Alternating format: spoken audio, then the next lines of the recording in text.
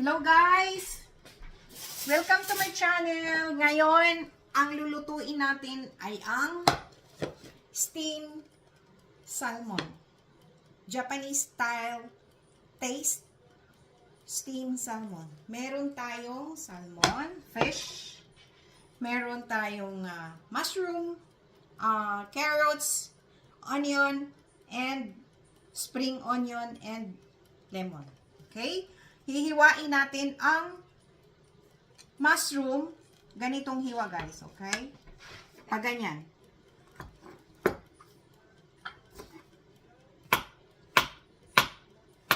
Okay, pag ganyan. So, ganito na siya. Ito na siya, okay? Ngayon, ang hiwa ng sibuyas is pahaba. Spring onion, pahaba siya ha? Pahaba. Pahaba. Ganyan. Okay? At saka ang carrots, ang hiwa ay pahaba, ganito. Okay? Ang sibuyas din, white onion ha. Oh, ano to? Red onion pala, wala akong white eh. Ganyan lang siya. Ganyan. So, good for one person lang naman yan. Mga ganitong sibuyas. Ganyan kadami. Siguro nasa mga 2 tablespoon, mga ganyan siguro yan. Okay? Ayan na. And, itong salmon, timplahan nyo ng kaunting asin. Yan. Natimplahan ko na yan siya eh. And, lagyan nyo ng pepper, garlic powder. Damihan nyo ng garlic powder. Yan. Ngayon, ganito. Kasi ilalagay natin yan siya sa aluminum foil. Tapos, i-steam natin siya ng 15 minutes din. Okay? 15 minutes, i-steam natin siya. So, paglagay dito sa, ito na mga ingredients niya. Naka-prepared na siya, guys. Ngayon, ilalagay nyo sa, maghanda kayo ng aluminum foil. Ito. Tapos, yung aluminum foil, budburan nyo ng olive oil. Para hindi siya dikit. Ganyan. And, ilagay nyo ang salmon. Lagay lang ng lagay, guys. Ganyan lang. Okay? Nakalagay na yung salmon. Then, ilagay ninyo ang sibuyas. Yan. Sibuyas, white onion, carrots. Mas maganda unahin nyo yung carrot. Basta, ganyan lang siya. Sige, lagay lang kayo ng lagay dyan. And, damihan nyo ng mushroom. Ayan. Lagay nyo mushroom para may gulay. Ayan. Pagkain nyo, merong gulay. Damihan nyo ng... Kasi pag naluto na yung mushroom, maliliit din yan. Ayan. Ganyan na siya. So, ngayon yung gulay, timplahan nyo ng... Budburan nyo ng garlic powder. Pepper. And, kaunting asin. Ngayon, dito na kayo magtimpla ng Japanese rice wine. 1 tablespoon ng Japanese rice wine. Japanese mirin. Ito, mirin. Dito na kayo maglagay ng Japanese mirin din. Ganyan. Kita nyo, guys? Japanese mirin. Kung gusto nyo guys ng matamis, pwedeng 2 tablespoon.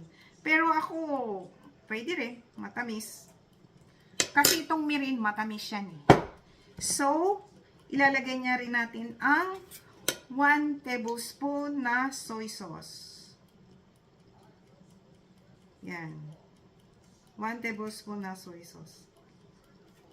And, maglagay kayo ng konting olive oil and butter.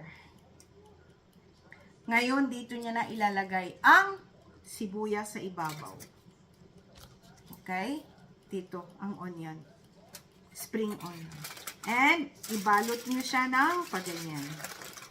Diba? Nagkaroon na siya ng sauce. So, yan ang sauce natin. Para hindi siya dumikit. Yan ang timplaha, ang natin. Magkaroon siya ng sauce.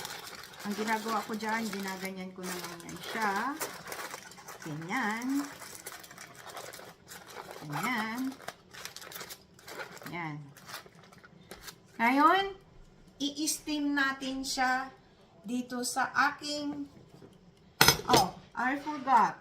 Lalagyan pala ng lemon. Sorry. Ilalagay pala dito sa ibabaw ang lemon na slice. One lang. Isa lang siya. So, ibalot nyo sa aluminum foil. Like this. Ganito. Okay? Dahan-dahan lang. Kasi baka mabutas ang aluminum foil. And then, dito natin siya i-steam. Guys, i-steam natin siya ng 15 minutes. Here we go. Dito natin siya i-steam sa aking steamer. 15 minutes. Okay, balikan ko kayo.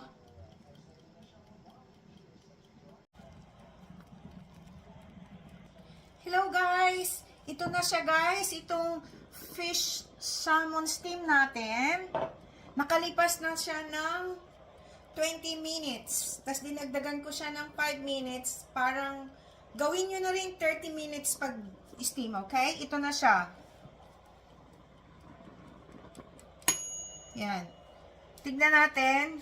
Wow, init. Ingat kayo guys kasi init. Yan. Wow. Look at that. Yan na siya, oh. Yan na siya guys, oh. Yan na ang ating salmon, steamed salmon. Japanese style. Okay? Tignan natin. Oh. Lagyan natin siya ng spring onion. And ilagay natin dito sa, wow. Look at this guys. Oh. Kita nyo? Napaka sarap. Yan.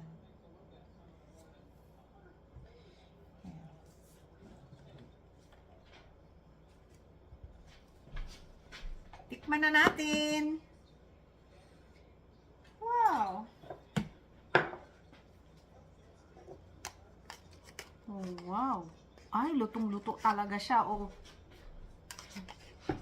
Oh.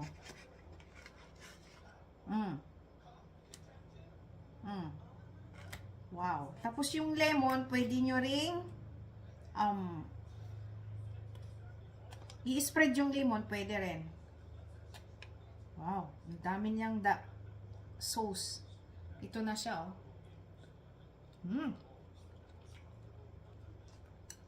Oh my God.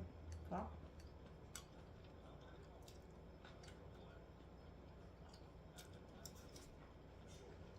Napaka-healthy niya, guys. Maraming gulay. Nice. Maniwala kayo sa akin.